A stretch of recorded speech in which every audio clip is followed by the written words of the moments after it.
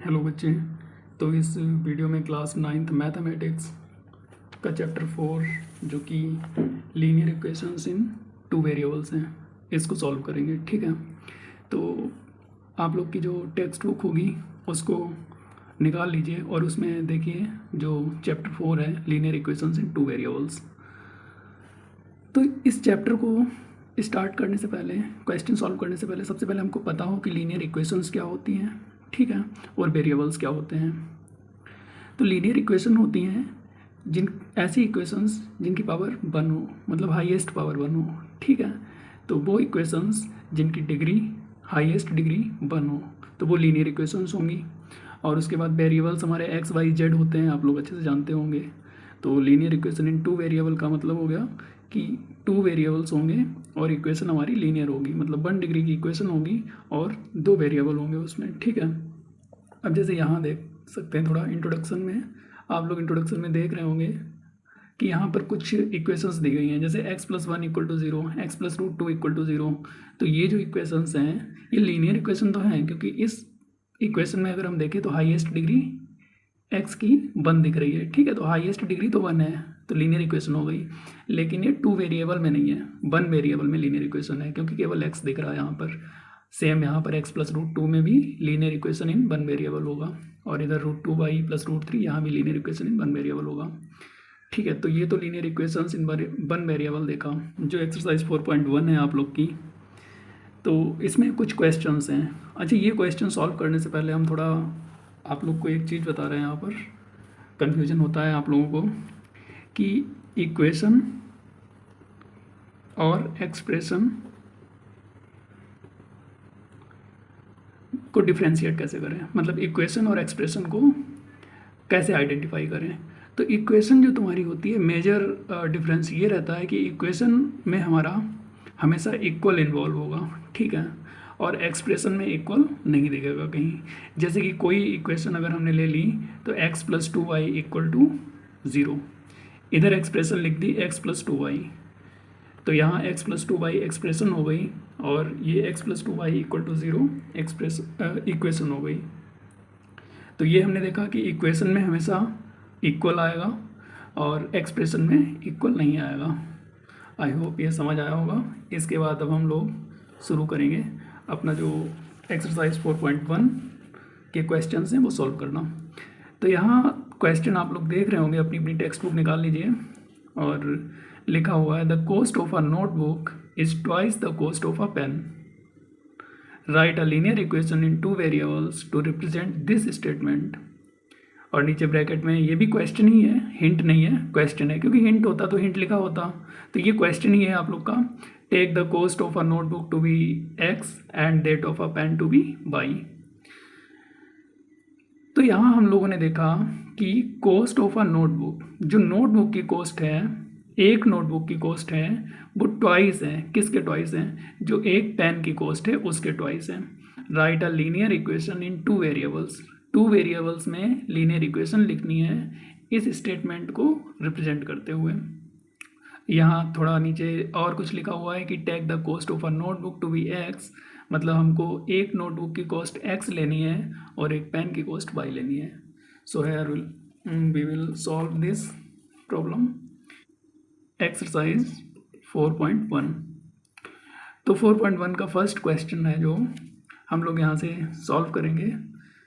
लिखेंगे cost of a notebook, cost of a notebook. जैसा कि आप लोग की टेक्स्ट बुक में दिया गया है कि हम लोग टैग करेंगे कॉस्ट ऑफ अ नोटबुक को x रुपी, और यहाँ पर and the cost of a pen, तो पेन की कॉस्ट क्या थी? y, ठीक है। ये तो हमारा बुक में ही, क्वेश्चन में ही था। तो अकॉर्डिंग टू द क्वेश्चन अब हम लोग इक्वेशन बनाएंगे। अकॉर्डिंग टू द क्वेश्चन यहाँ लिखेंगे कॉस्ट ऑफ अ नोटबुक, जैसे यहाँ पर ये दिया गया था, cost of a notebook is twice the cost of a pen. अब इसी स्टेटमेंट को यहाँ लिखेंगे cost of a notebook cost of a notebook क्या है, twice the cost of a pen, twice the cost of a pen. So here cost of a notebook की जगह क्या लिखना है हम लोग को, जो यहाँ एक्स लेट किया था, ठीक है। तो cost of a notebook x हो गया और यहाँ पर twice the cost of a pen, मतलब cost of a pen y था तो 2 टाइम्स हो जाएगा, 2 टाइम्स वाई, 2 मल्टीप्लाई वाई। तो यहाँ पर twice the cost of a pen था, मतलब 2 टाइम्स जो एक पेन की कॉस्ट थी वो लिख दी, ठीक है। तो फर्दर क्या होगा, x इक्वल टू 2y। अब हम देखेंगे 2y जो इधर हमारा था वो इधर आ जाएगा, तो x माइनस 2y, क्योंकि प्लस का था 2y तो इधर आया माइनस 2y हो गया और इक्वल में 0। तो फाइनल ये हमारी क्या आ गई, इक्वेशन आ गई। तो ये लीनियर इक्वेशन होगी 2 वेरिएबल में, एक वेरिएबल x हो गया और दूसरा वेरिएबल y हो गया। और लीनियर इक्वेशन क्यों है, क्योंकि इस इक्वेशन की हाईएस्ट डिग्री 1 है। तो ये हमारा पूरा हो गया क्वेश्चन। एक बार आप लोग को समझा दे रहे हैं, ये जो टेक्स्ट बुक में क्वेश्चन दिया गया था, the cost of a notebook is twice the cost of a pen, write a linear equation in 2 variables to represent this statement. तो इस स्टेटमेंट को लीनियर इक्वेशन में, वो भी 2 वेरिएबल की हो, उसमें रिप्रेजेंट करना है। And further the some information is given that we have to take the cost of a notebook to be x and that of a pen to be y. So here we write the cost of a notebook is x and the cost of a pen is y. According to the question, question के according हम लोग ने यहाँ पर cost of a notebook जो थी twice the cost of a pen था, तो ये स्टेटमेंट लिख लिया। अब यहाँ पर cost of a notebook x let करा था तो वो एक्स लिखा, twice the cost of a pen था मतलब 2 टाइम्स होगा, तो 2 times the cost of a pen जो कि वाई था तो 2 टाइम्स वाई हो गया। अब यहाँ एक्स हुआ और ये 2 वाई हो गया। लीनियर इक्वेशन बनाना था तो भाई 2 वाई को हमने इधर ले आए क्योंकि दोनों वेरिएबल्स थे, तो वेरिएबल को एक साइड कर लिया, तो x minus 2y equal to 0। Final हमारी लीनियर इक्वेशन इन 2 वेरिएबल आ गई जो कि आंसर हो गया। तो बच्चे अब दूसरा क्वेश्चन देखेंगे यहाँ पर। ये जो दूसरा क्वेश्चन था, express the following linear equations, ये सभी लीनियर इक्वेशंस दी गई हैं in the form ax plus b y plus c equal to 0 and indicate the values of a b and c in each case. सबसे पहले हमको क्या करना है, इन सभी लीनियर इक्वेशन को इस वाली लीनियर इक्वेशन की फॉर्म में रिप्रेजेंट करना है। उसके बाद जो a b और c की वैल्यूज होंगी उनको बताना है। तो सॉल्व करते हैं। पहला क्वेश्चन जो हमारा है, इक्वेशन दी गई है 2x plus 3y equal to 9.3 और 5 का बार दिया गया है। तो यहाँ ध्यान से देखिएगा,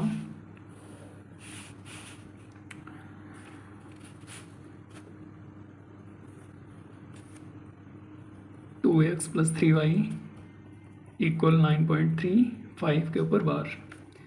अच्छा, बार जब किसी डेसिमल नंबर में बार हो, ठीक है, तो बार का मतलब ये होता है कि वो डिजिट जब हम डेसिमल एक्सपेंशन करते हैं तो वो डिजिट क्या करती है, रिपीट कर रही होती है, ठीक है, इनफाइनाइट तक।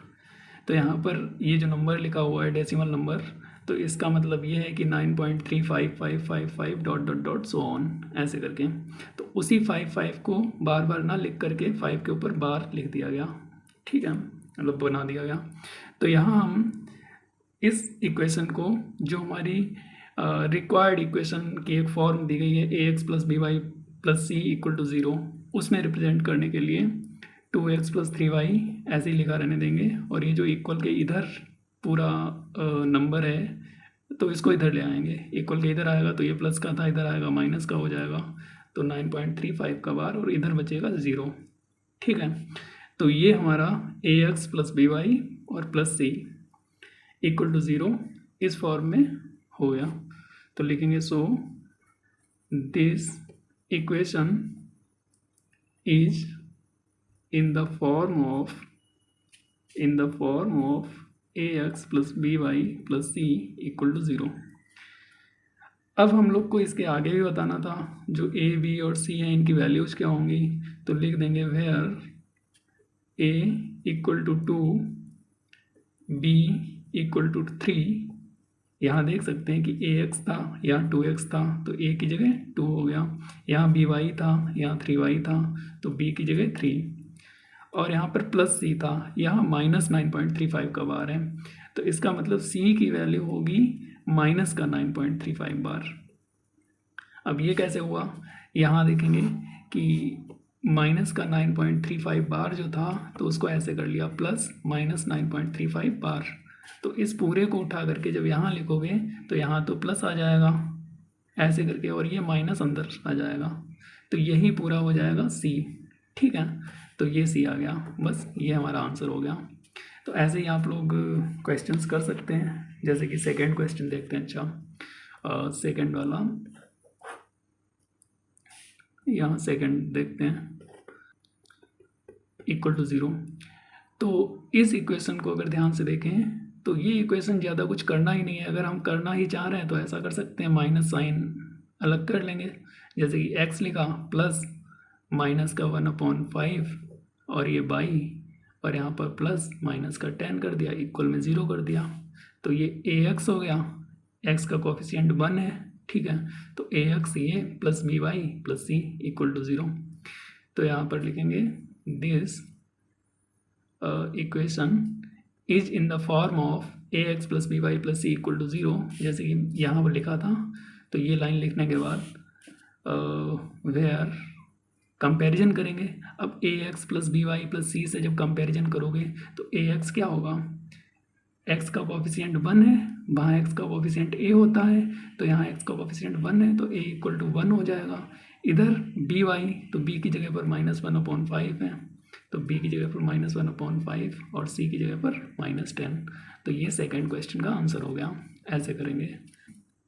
फिफ्थ वाला देख लीजिए। जो फिफ्थ दिया गया था, फिफ्थ वाला था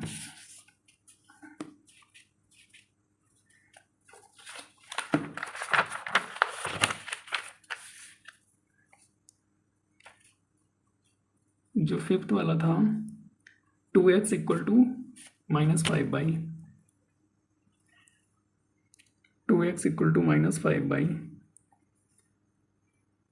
ठीक है, तो ये जो 2x था और ये 5/, था दोनों को एक तरफ ले आएंगे तो 2x ये -5/, उठ करके इधर आएगा, प्लस का 5/, हो जाएगा और इक्वल में 0।